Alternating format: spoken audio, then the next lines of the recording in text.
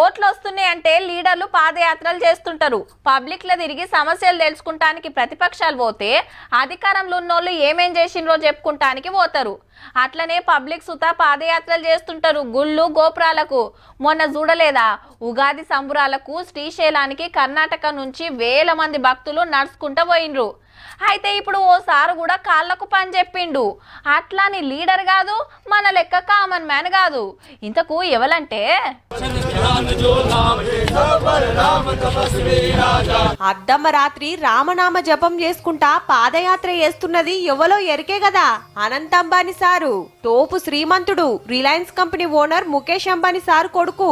10 కాదు 20 కాదు, ఏం తక్కువ 140 కిలోమీటర్ల పాదయాత్ర చేస్తున్నాడు.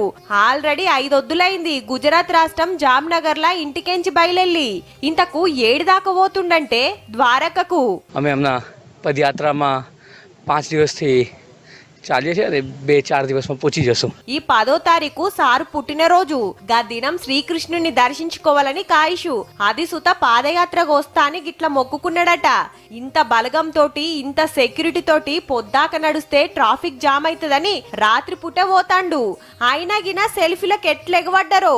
నడిచేది 140 కిలోమీటర్లే గాని పెద్దపై మనిషి కాబట్టి నిమ్మలంగా పోతుండన్నట్టు. కానీ ఎక్కి తిరిగా ఏసీ కార్లు, చుట్టూ బాడీ గార్డులు, షిటికేస్తే ఊరుకొచ్చే పనోళ్ళుండంగా ఇట్లా పాదయాత్ర చేస్తుండంటే అనంత్ అంబానీ గారి భక్తిని తారీఫ్ చేయాల్సిందేనబ్బా.